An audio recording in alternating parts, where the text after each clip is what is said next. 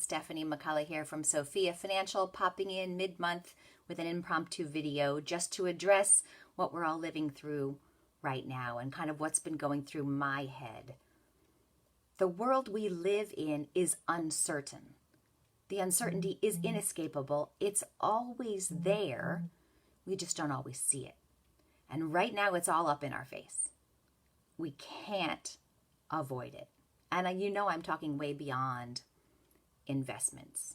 So how do we live in conditions of uncertainty? How do we deal with that?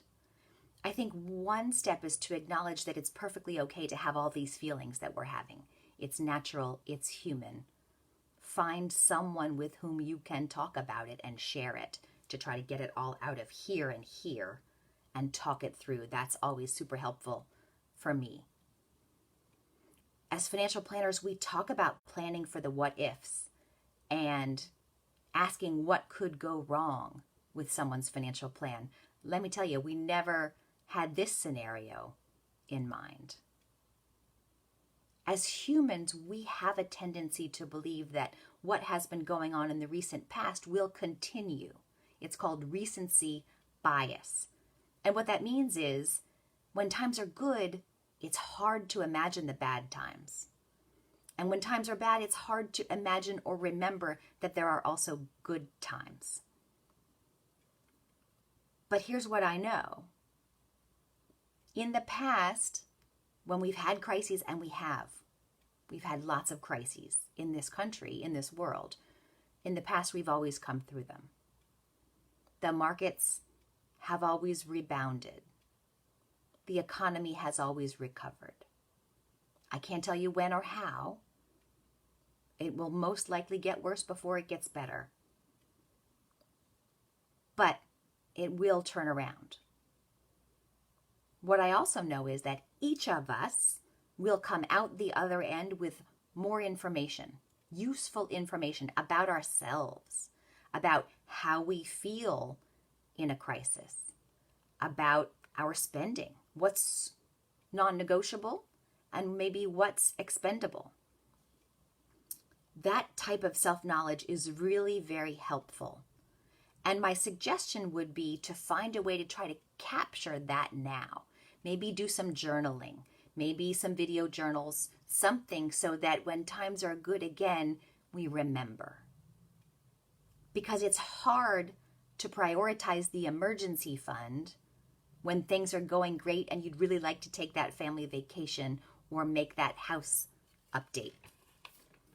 And it's hard to focus on getting your wills done and your powers of attorney when you can't imagine something going wrong. And it's hard to justify spending money on insurance, life insurance, disability, long-term care, the kind that really kicks in if and only if something goes really wrong.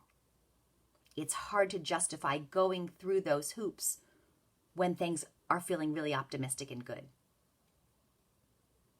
I would say if you're starting to feel the panic, and I felt this morning a bit, I have to admit, right? We all get there.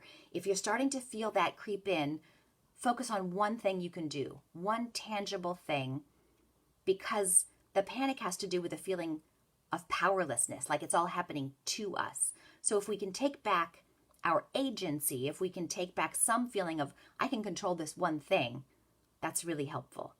And I spoke the other day with a woman whose business is to help people come up with personal contingency plans. We just happened to have this call scheduled before we knew what this is all going on. I'm happy to put you in touch with her if you'd like to meet her. But one of her suggestions was gather all your passwords in one place in case someone has to take over key functions for you. Whether it's a vault in the cloud like a LastPass or a notebook where you write them all down.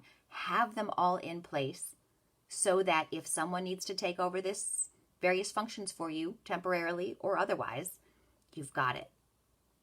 And likewise, if you are the key person for someone else, I'm going to be talking to my parents soon about this very thing.